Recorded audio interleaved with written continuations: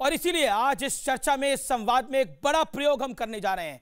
आज बीजेपी के 2 प्रवक्ता होंगे और कांग्रेस के 2 प्रवक्ता होंगे, यानी 2 कद्दावर नेता बीजेपी के, 2 कद्दावर नेता कांग्रेस पार्टी के। हालांकि यह अनोखा प्रयोग हम ही ने अपने कार्यक्रम में ठीक 2 महीने पहले किया था, जिससे बहुत सी चीजें क्लैरिफाई हुई थी। आज हमें लगा इस कार्यक्रम की दोबारा आवश्यकता है और मैं बुलाना चाहता हूं सबसे पहले भारतीय जनता पार्टी के कद्दावर नेता, पूर्व कैबिनेट मंत्री, वरिष्ठ प्रवक्ता सैयद शाहनवाज हुसैन को।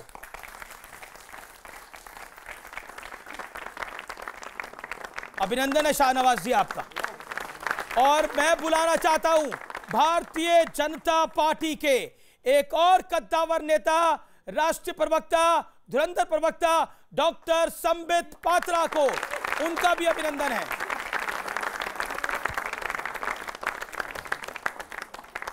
लेकिन दूसरी तरफ से भी 2 धुरंधर हैं। पहले मैं बुलाना चाहता हूं हारून यूसुफ को, वरिष्ठ नेता कांग्रेस पार्टी के, 3 टाइम मंत्री रहे दिल्ली की सरकार के अंदर। आपका भी अभिनंदन है सर, हारून यूसुफ साहब। और अब मैं बुलाना चाहता हूं कांग्रेस पार्टी के स्टार प्रचारक, वरिष्ठ नेता आचार्य प्रमोद कृष्णम को। उनका भी अभिनंदन है। तो यानी मुकाबला बराबर का होगा आज।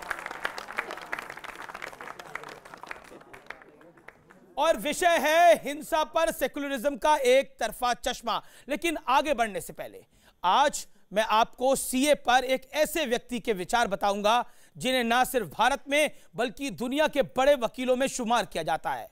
ये वो शख्स है जिन्होंने अंतर्राष्ट्रीय कोर्ट में कुलदीप जाधव की पैरोकारी करी और मुकदमा जितवाया भी, और अपने तर्कों से पाकिस्तान की धज्जियां भी उड़ाई। ये व्यक्ति किसी पहचान का मोहताज नहीं है, क्योंकि ये भारत के पूर्व सॉलिसिटर जनरल हैं। मैं बात कर रहा हूं हरीश साल्वे साहब की।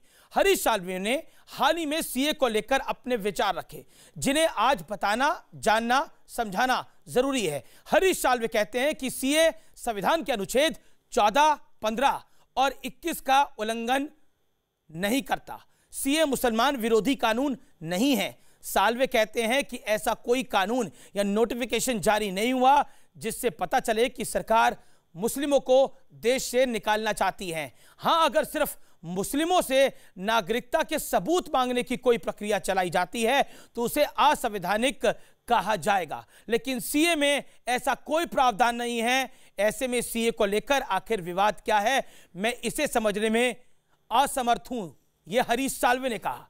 आखिर मैं हरीश साल्वे सीए का विरोध करने वालों से सवाल कर रहे हैं कि क्या हमें वाकई इस बात के सबूत चाहिए कि तीनों इस्लामिक देशों में अल्पसंख्यकों को प्रताड़ित किया जाता है। ये पॉइंट के साथ मैं इस डिबेट को ओपन करता हूं। जनता जनार्दन, आपका भी अभिनंदन है और आप चारों का भी अभिनंदन है।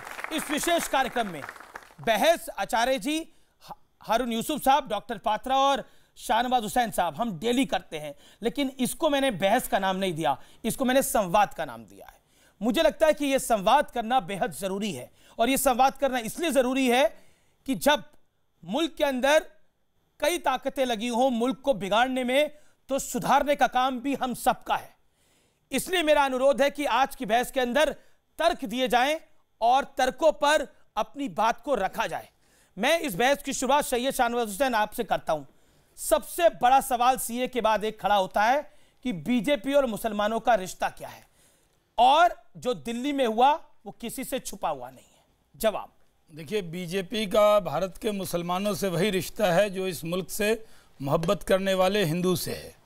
हमारे नेता नरेंद्र मोदी जी ने लाल रामलीला मैदान से कहा कि जो भारत के मिट्टी के मुसलमान हैं, जिनके पुरखे यहीं के हैं, उनको दुनिया की कोई ताकत छू नहीं सकती।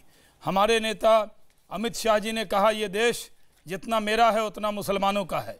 हमारे राष्ट्रीय अध्यक्ष जगत प्रकाश नड्डा जी ने कहा ये देश सबका साथ सबका विकास के रास्ते पर चलेगा। और हमारे रक्षा मंत्री राजनाथ सिंह जी ने कहा कि मुसलमान हमारे जिगर के टुकड़े हैं। हम अमित जी ये मानते हैं कि इस देश का बंटवारा धर्म के नाम पे हुआ। कांग्रेस ने कुर्सी की लालच में देश का बंटवारा स्वीकार कर लिया, लेकिन जो मुसलमान भारत से चले गए वो चले गए। जो हिंदुस्तान की मिट्टी में रह गया उसे हम अपना मानते हैं।